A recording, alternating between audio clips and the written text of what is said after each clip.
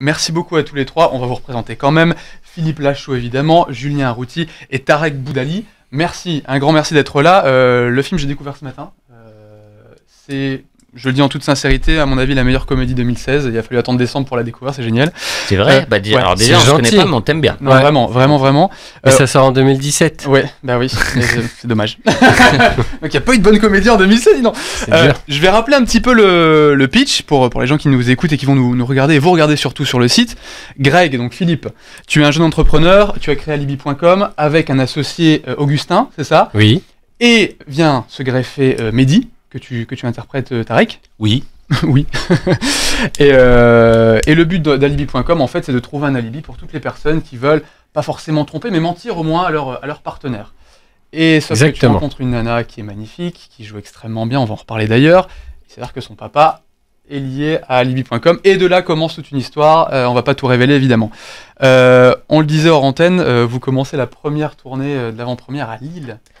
Ça vous fait quoi de présenter votre bébé au public du Nord pour la première fois, ça y est? Alors, en fait, on est partagé, c'est-à-dire qu'on est vraiment très excité de montrer le film, parce que les premières personnes qui vont le voir, ce seront les Lillois ce soir. Ouais. Et en même temps, on est terriblement flippés, parce que on l'a jamais vu vraiment avec du public, le film. Et je pense que c'est pour ça que le distributeur a choisi Lille, parce qu'on sait que c'est un public généreux, et voilà. Et je pense que c'est pour bien commencer la tournée. On est très content du coup de démarrer dans le Nord. On est très heureux. Alors quand vous dites un petit peu en flip, parce que alors on peut se dire, moi j'en ai parlé autour de moi, vous savez que l'équipe de Babysitting refait un film là en 2017, ils m'ont dit ah ouais mais ça va cartonner, Babysitting 1 génial, Babysitting 2 génial. Je suppose que vous n'êtes pas du tout dans cette optique là, vous? Non, pas du tout, non. Vous êtes flippé à mort. Ah oui. Ah ouais non mais on aimerait bien penser comme tes potes. Ah non, on est vraiment flippés parce qu'en plus, les gens se posent forcément la question, est-ce qu'ils savent faire autre chose que Babysitting, forcément, tu vois. Et nous, on est très contents du film, donc on pense vraiment que les gens qui ont aimé Babysitting et Babysitting 2 se sentiront pas trahis, parce que ça reste nous, c'est-à-dire on a continué à écrire ce qui nous faisait marrer, ce qui nous éclatait, et c'est pour ça que le film part complètement en vrille, et même, voilà, si c'est un sujet, il n'y a pas de gamin sur l'affiche. Ça reste assez. C'est nous les gamins. Ouais. Mais tu fais bien de dire ça parce qu'il y a plein d'allusions. Star Wars, Retour vers le futur. T'as vu Retour vers le futur? Ah bah bien sûr. Ah ouais. Dans le bureau. Enfin bon, on va pas le dire, mais il y a plein comme ça de connotations. On se dit c'est une bande de potes en fait qui ont fait un film, qui ont voulu s'éclater. Et moi ça m'a fait. Alors on compare pas, mais moi ça m'a fait penser à l'époque aux nuls qui vraiment étaient entre eux bande de potes et qui voulaient juste se faire plaisir. Là, je suppose qu'évidemment le but il est là, mais les entrées, au final, ça compte quand on fait un film ou pas? Là, à l'instant T maintenant. Oui, si on veut en refaire, oui. En fait, c'est l'après. Le vrai problème, c'est ça, c'est faire beaucoup d'entrées, faire des entrées te permettre de faire d'autres films après ou pas. C'est juste ça. Donc nous, on espère que ça fasse des entrées juste pour pouvoir en refaire. Mais quand on écrit, mais ce qui est paradoxal, c'est que quand on écrit le film, on n'écrit pas le film en se disant faut plaire au plus grand nombre, En fait, on écrit vraiment ce qui nous fait marrer. On a vraiment une démarche sincère à la base. Et c'est vrai que sur Babysitting 2, ça a pris. C'est-à-dire les gens ont adhéré à ça. On s'est aperçu que nos conneries faisaient pas rire que nous. Ouais. Et ça a été la même démarche sur Alibi. C'est pas de se dire faut plaire encore au plus grand nombre. C'est juste on écrit ce qui nous fait marrer. Mais après, évidemment, on espère que ça sera pas les seuls. Qu'on sera pas les seuls à rire de nos conneries. Parce que sinon c'est difficile pour en faire d'autres forcément. Alors déjà on vous retrouve tous les trois. Oh là là. Mais tu sais que là on explique, Julien il est en train de mettre le micro entier dans sa bouche. Tu sais combien de personnes parlent au micro? Je lui ai dit que j'arriverais à faire. C'est ça qui me fait le pire, c'est que ça rentre. C'est ça qui est dingue. Je lui ai dit que j'arriverais, il me croyait pas. T'as peut-être Il m'a même dit qu'il pouvait le faire rentrer ailleurs. J'ai pas dit ça. Le casting il est énorme. On va essayer, au-delà de vous trois, on parlait tout à l'heure de ta compagne dans le film, Élodie Fontan. Il y a également Didier Bourdon. J'ai noté parce qu'il y a énormément de. Alors je sais pas si on peut placer ça des guests parce qu'ils ont un rôle pour la plupart à part entière. Didier Bourdon, Nathalie Baye, Samina Seri, Joe Star, Chantal Latsou, Kadmeran, Nawel Madani, Vincent Dezania, le rappeur Lafouine. Ça part dans tous les sens. Ouais. Et tous ont accepté tout de suite de dire on va partir dans le délire Alibi. Ouais, non mais franchement, c'est un luxe qu'on a, c'est une chance incroyable. C'est vrai, on leur a proposé, ils avaient eu un jour ou deux de tournage, ils sont tous venus s'éclater avec nous. Ça c'est super bien passé, on était super contents. Un jour on tournait avec Joe Star, un jour on tournait avec Kadmeran, un jour avec Michel. Ah ouais, franchement c'est un beau cadeau qu'ils nous ont tous fait. Vraiment c'est. Après bon, on a quand même Julien Arrouti, Tarek Boudali. En fait le problème c'est ça, c'est que j'ai pas c'est mes copains. Donc je suis obligé de le faire tourner. Tu sais, il y a C'est pas par le choix. défaut, c'est ça. T'es obligé. Donc tu le fais. Tu dis bon, allez, tu sais, je connais leurs parents et tout. Donc je fais mais oui, je vais faire tourner Julien, je vais faire tourner. Il est comment d'ailleurs, Philippe, dans son premier film? Parce que là, tu as co-réalisé Babysitting, là, t'es tout seul à la réal sur ce film-là. C'est ça. Il est comment, du coup, en tant que réalisateur unique pour un premier film? Non, très bien, il est vraiment très bien, il est très concentré. Ouais. Nous on fait les gamins sur le plateau et lui il est vraiment très concentré, il sait ce qu'il veut, etc. Donc, non, et puis en même temps il laisse aussi la porte ouverte, c'est-à-dire si on a des propositions, que ce soit nous ou même les autres comédiens, comme Didier Bourdon ou Nathalie Baye, il est très ouvert et très à l'écoute et c'est plaisant de travailler avec lui. Parce que c'est vrai que tu citais encore une fois Didier Bourdon, vous avez tourné quand même avec des pointures. Comment ça s'est passé cette alors, cohabitation entre guillemets, mais le tournage entre une nouvelle génération, Norman Tavo, tout ça, et des monstres comme Didier Bourdon qui sont là depuis des années, tout ça a bien matché finalement? Ah oui, ça s'est fait très simplement. Ouais. C'est-à-dire que tout le monde est habité par un peu la connerie, on va dire. C'est-à-dire aimer faire des conneries et du coup ça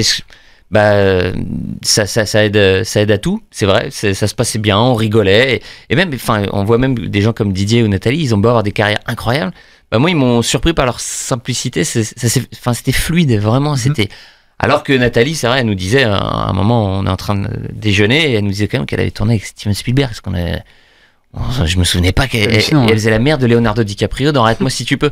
Donc si tu veux, quand elle dit ça, tu dis ah ouais quand même. Donc je tourne quand même avec des gens, d'accord, ok, un sacré CV quand même. C'est pas mal. Ouais. Non, c'est énorme. Et après t'as Julien Ruti qui a fait Babysitting 1, Babysitting 2. Non mais carrément. mais c'est bien. Il a même joué dans L'Arnaqueur. Ah ouais. Il est en ombre chinoise dans L'Arnaqueur. L'Arnaqueur, il fait une micro-apparition dans L'Arnaqueur. En fait, si parce tu veux, que tous les trois on joue dans L'Arnaqueur. On a tout fait tous les trois on fait une apparition dans L'Arnaqueur. Non, c'est vrai. Mais vraiment, c'est très court. Mais Julien, bon, c'est encore plus court. Et si tu veux, c'est le premier film dans lequel on apparaissait. Et c'était tous les trois ensemble. Et du coup, on était très fiers. Il y avait nos noms sur Allociné après. Donc, moi, j'ai tapé mon rôle. Il y avait marqué Philippe Lachaud, Tarek. Il y avait marqué Tarek Boudali sur Allociné. Et on cherche Julien et on le trouve pas. On dit mais c'est bizarre, Julien, pourquoi il y est pas? Et en fait, ils ont mis un autre nom. On voit son rôle et il y avait marqué Augustin Baroutia. Donc en fait, donc on ne sait pas qui est cette personne. Ils m'ont appelé Augustin pendant super longtemps. Et c'est pour ça qu'on l'appelle Augustin dans le film. C'est une privée joke en fait, tu vois. Parce que Augustin, on s'est dit mais pourquoi? Donc c'est une privée joke, c'est pour ça qu'il s'appelle Augustin. Donc, mais Julien, c'est vrai que souvent on le reconnaît. Ça m'arrive souvent. On est arrivé à Lille tout à l'heure. D'aventure. On est arrivé à Lille tout à l'heure. Il y a des gens qui se prennent en photo avec Tarek et moi. Tu vois, du coup. Et en fait, ils voient Julien loin, ils disent ah mais lui c'est pas le réalisateur. Il s'appelle Philippe là. Donc, ils ont fait un mix de tout. Et Julien, c'est vrai que c'est rigolo. Mais encore sur moi Julien. Ça me va moi. J'ai une autre anecdote moi sur Julien. Vas-y. On a du temps ou pas? Ah mais bien sûr, ouais, on a le temps. Ok, parce qu'en fait une fois on était aux 24 heures du Mans tous les deux. On était aux 24 heures du Mans tous les deux. Et là il y a un mec, on était dans une sorte d'accueil, j'étais assis à un fauteuil et Julien un peu plus loin à un autre fauteuil et t'as un mec qui me demande une photo, je dis bah avec plaisir et tout. Il regarde autour de lui, il voit que Julien et il lui fait signe à téléphone quoi. Et Julien il le regarde, il fait genre un signe genre tu veux faire une photo? Allez, pas de souci. Et il se rapproche, il prend le téléphone du mec. Le mec me prend comme ça par l'épaule et Julien prend le mec par l'épaule, il se met en mode selfie et il se met à côté du mec comme ça. Et là en fait il voit sur l'écran que le mec le regarde bizarrement, genre qui c'est ce mec? Et le mec genre me regarde, genre il me fait signe genre est-ce que vous le connaissez ou pas? Et Julien comme il voit ça sur l'écran, il fait ah pardon je suis en mode selfie. Donc je vais mettre le bon mode, voilà, là c'est le bon mode. Et il prend la photo. C'est top ça. Je pensais qu'on allait te couper. Non, ça va, on a un peu le temps, c'est bon. Pour revenir... non, les 24 heures du Mans, ça m'intéresse vraiment, je vous le dis. Juste pour revenir sur le film. C'est que je me sois affiché ou c'est t'as envie d'y aller? Non, que tu te sois affiché. Ah d'accord, je te remercie. Non, mais pour revenir sur le film, en lisant le synopsis avant de voir le film, je me suis dit, bon sang, ça va dézinguer le côté amoureux, la relation, on va s'en prendre plein la gueule, nous les couples, ça va être mort. Et au final... je me suis rendu compte que c'est tout l'inverse. Alors au début, évidemment, on joue un petit peu sur ça, mais c'est tout l'inverse. Il y a ce côté très sincérité qui ressort à la fin, et c'est un super message d'amour au final à Libye. Non? Dites-le moi. Nous sommes paix et amour. Nous sommes paix et amour. Non mais au début... Comment t'écris P? Au début, c'est vrai qu'il se prend le retour de bâton. C'est-à-dire qu'à force de mentir, c'est le roi du mensonge, vraiment. Et c'est vrai qu'avoir le coup de foudre pour une fille qui, elle, ne supporte pas les menteurs et les tricheurs, et se retrouver à devoir cacher couvrir son beau-père parce qu'il trompe Nathalie Baye avec Nawel Madani, forcément ça le met dans des situations qui subit. Mais c'est vrai qu'à la fin, on va pas raconter complètement la fin, mais ça fait évoluer ce personnage, c'est-à-dire qu'il arrête de mentir pour essayer quand même de reconquérir sa belle. Mais dis pas à la fin quand même. Quand on a 1h15 du film là. Les gens vont partir au milieu. Non mais c'est vrai que c'est un peu comédie romantique, plus comédie que romantique, mais il y a quand même un peu de romantisme à la fin. C'est vrai, c'est beau. Ouais, c'est beau. Et à noter également, et c'est rare je trouve du moins dans les comédies de cette année, parce que je l'ai vu en 2016, il sortira en 2017, le 17 février d'ailleurs 2017. 15 février 2017. C'est le jour d'anniversaire de ma sœur. Voilà, qu'il en a rien à foutre, je crois. Voilà. Il a passionné. Mais bien sûr, mais pourquoi j'ai pas retenu ça? Mais oui. Et du coup, tu penseras à ma sœur, tu vois, grâce à ce blanc magistral. Mais t'es chelou, toi. Tu penseras à ma sœur. Mais t'es bizarre, toi. Mais il y a aucun mec au monde qui dit ça. Non, mais c'est sûr. Pourquoi? En plus, il a fait. Reste tranquille, toi. Quand on était jeune, sa sœur elle m'aimait beaucoup. C'est vrai. Il s'est jamais rien passé parce que j'ai toujours respecté. Mais c'est la grande sœur. Elle a combien de plus que nous? Tu te calmes. Moi, par respect, j'ai jamais bougé une oreille. J'ai jamais bougé une oreille. Autre chose, mais pas Et là, il dit que marrant sa sœur. C'est pas très marrant. C'est pas très marrant. Sachant qu'on parle de vos familles respectives. Tu ramèneras ta sœur pourra retrouver évidemment toute cette interview sur le site metropolis.com. Il n'y a aucun problème. Alors à la base, ce que je voulais dire, c'était hyper beau et vous venez de tout gâcher. C'est Julien. Mais non, mais c'est qu'il y avait des super regards et échanges entre Nathalie Baye et Didier Bourdon principalement. Moi, je pensais réellement que ça allait venir de ton couple à toi. Ça vient mais plus tard, mais vraiment ce qui m'a touché, c'est ce couple-là, Didier Bourdon, Nathalie Baye. Pourquoi avoir choisi ces deux personnages? Alors je sais pas si c'est toi qui les as choisis directement ou pour ces rôles-là. Ces acteurs-là, ouais. Écoute, Didier, en fait, on se connaissait un petit peu, on avait voulu travailler ensemble des années auparavant et ça n'avait jamais pu se faire. Et là, on était très heureux que ça colle sur ce. T'as voulu me piquer ma casquette. vénère, tu parles de ma sœur, tu vois. Mais c'est toi qui as parlé de ta sœur. Personne n'a parlé de ta sœur. T'es le seul à avoir parlé de ta sœur. Il est fou. Bon, et donc Didier, voilà, on était très heureux d'avoir Didier. Et Nathalie, c'est les producteurs qui ont dit tiens, ce serait bien peut-être d'avoir quelqu'un qui est peut-être moins marqué comédie. On passe à Nathalie Baye. Et au final, ils ont une très bonne super idée. Parce que Nathalie, c'est vrai qu'on a moins l'habitude de voir dans des comédies, je trouve. Parce qu'on la met loin quand même. Hein, le personnage, il y a des scènes un peu chaudes, un peu de cul et tout. Et nous, on pensait que jamais Nathalie dirait oui. Et en fait, elle a accepté, elle le fait et elle le fait à fond. Et du coup, ça rend les scènes encore plus drôles, je trouve. Voir Nathalie se lâcher comme ça, je trouve ça extraordinaire. Alors, on va essayer de ne rien révéler vraiment d'essentiel à part le synopsis du film. Mais est-ce qu'il y a une scène que l'on peut révéler qui vous a plus marqué qu'une autre dans ce film-là à tourner, où il y a eu des fous rires, j'en sais rien, un truc qui vous a vraiment marqué sur ce tournage-là? Moi, il y en a deux. Il y a la scène où on met des gifles à Tarek dans la voiture, parce que Tarek est narcoleptique. Et du coup, est-ce qu'il y a une impro d'ailleurs dans ce truc-là? Il n'y avait pas autant de gifles de prévu. Parce que vous ferez votre idée, mais moi j'ai eu la sensation que Julien sur la dernière salle. C'est ça, il se lâche. C'est-à-dire qu'en fait, plus on faisait les prises, plus il rajoutait des gifles, mais qui n'étaient pas prévus. Et à la fin, il s'en mange, mais je sais pas comment. Donc c'est des vrais, Tarek. Ah oui, c'est des vrais, oui. Et on voit voilà, là, je suis très professionnel parce que voilà, je me mange des bonnes torgnoles dans la gueule, mais je ne tronche pas. C'est génial.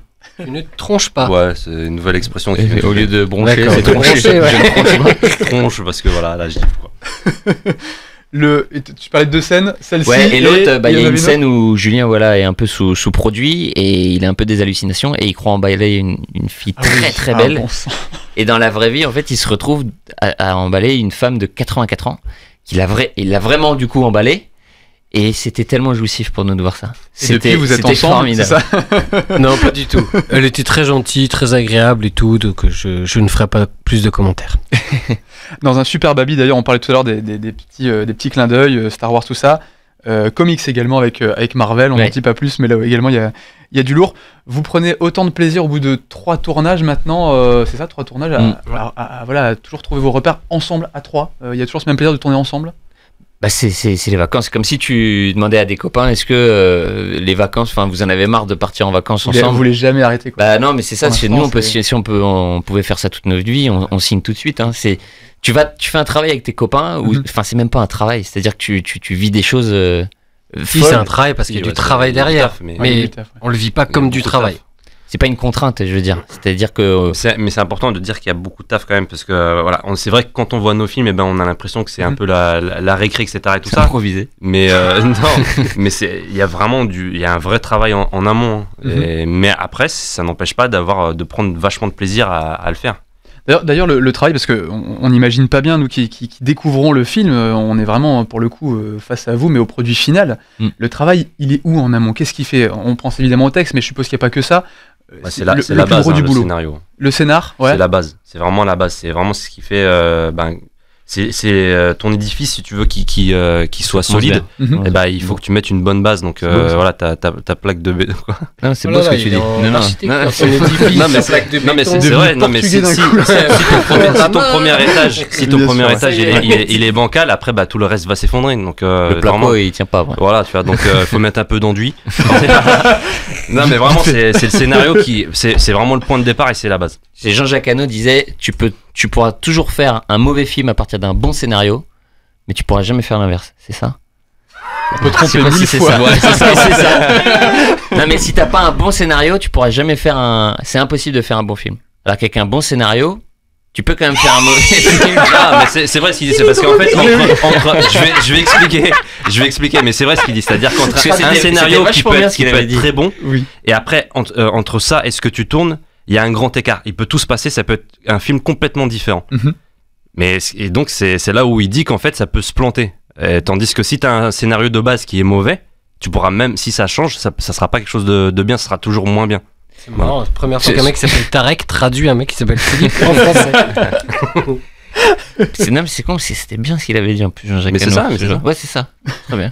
En tout cas, le film sortira le 15 février prochain. Vous allez le découvrir ce soir. L'anniversaire de qui? De ta sœur. Est-ce qu'on peut au moins avoir son prénom? Oh, toi tu vas trop loin, toi. Non, toi tu vas trop loin. Tu demandes le prénom, après ça va être le numéro de téléphone, Facebook. Laetitia Arrouti, c'est ça. Exactement. C'est ça. Très bien, je note, j'y vais. J'y vais, tranquille.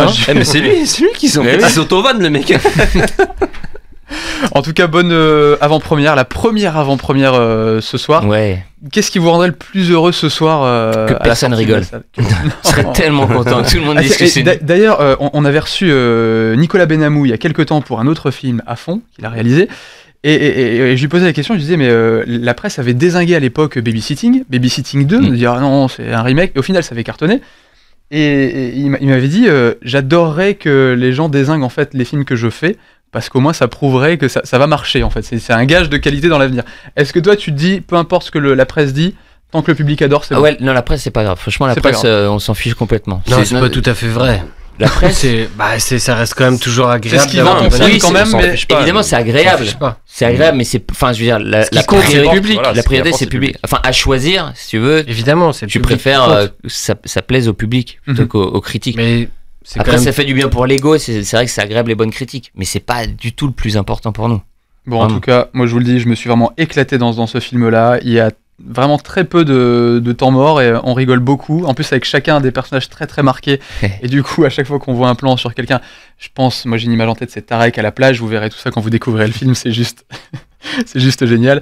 Il sort le 15 février, alibi.com. Merci Philippe, merci Julien, merci Tarek d'avoir été avec nous. Merci. Et découvrez ça en salle, à partir en sable avec la plage. À partir du 15 février. Et merci à la sœur de Julien. Merci Laetitia. Metropolis.